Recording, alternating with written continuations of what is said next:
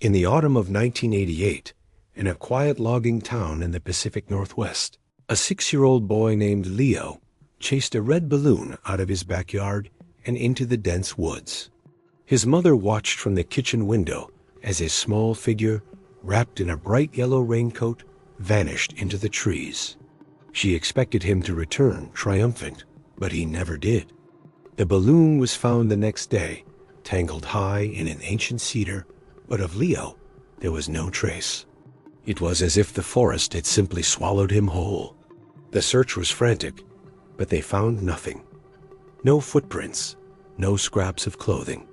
The mystery of his disappearance became a wound that never healed for the small town of Silver Creek. A cautionary tale whispered through the years. Before the silence, Silver Creek was a town defined by sound the roar of the sawmill, the rumble of logging trucks. The Sterling family, John, Mary, and their son Leo, lived in a small blue house right where the town met the untamed forest. John was a logger, quiet and kind.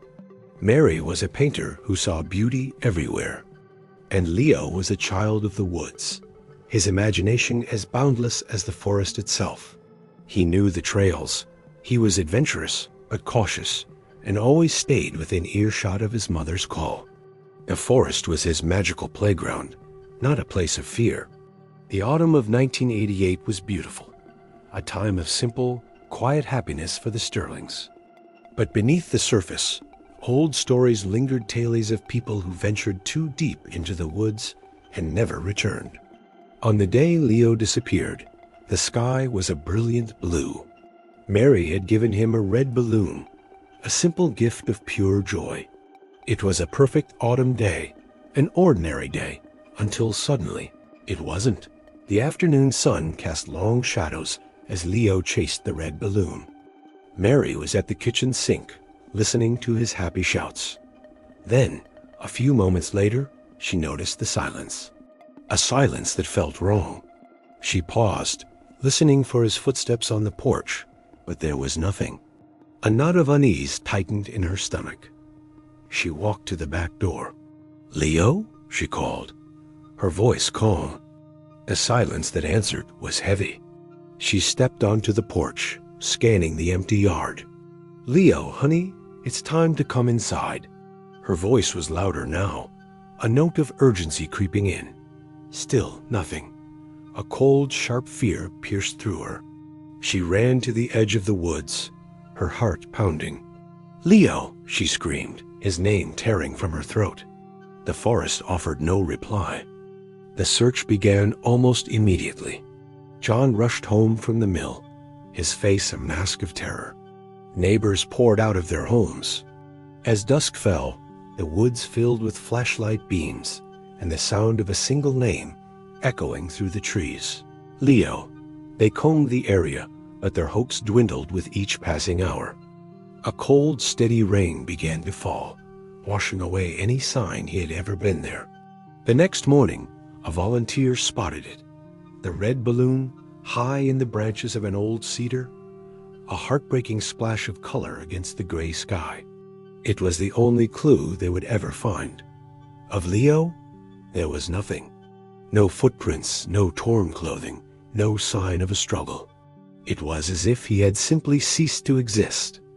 The days that followed blurred into a nightmare of searching, of waiting, and of a hope that slowly, cruelly withered away.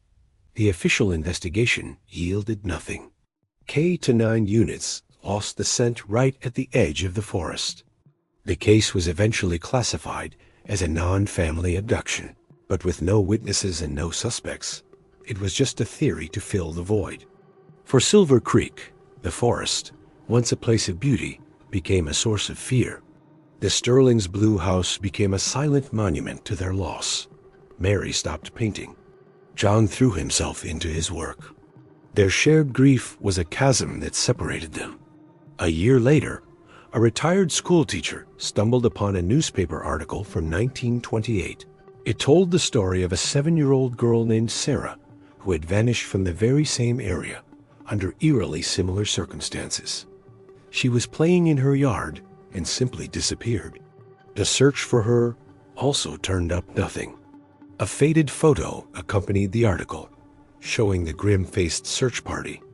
And in the background, high in the branches of a cedar tree, was a small, dark object that looked strikingly like a child's toy. The discovery sent a chill through the community. Had this happened before? The old case files offered no new clues, just another ghost to haunt Silver Creek.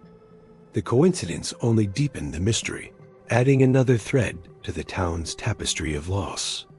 The forest remained silent, its ancient trees standing as witnesses to a tragedy that seemed to transcend time. Years turned into decades. Silver Creek changed. The sawmill closed, and new families moved in. Leo's story became a local legend, a ghost story for campfires. John and Mary eventually moved away, unable to bear the constant reminders. But the forest remained, a timeless, enigmatic presence. The ancient cedar, the one that held the red balloon, still stands. And sometimes, on a quiet autumn afternoon, people say you can still see a flash of red in its highest branches. A trick of the light, a lingering memory, the ghost of a color that shouldn't be there. It's a reminder of the boy who chased a balloon into the woods and never came back. The truth of what happened to Leo isn't buried in a case file.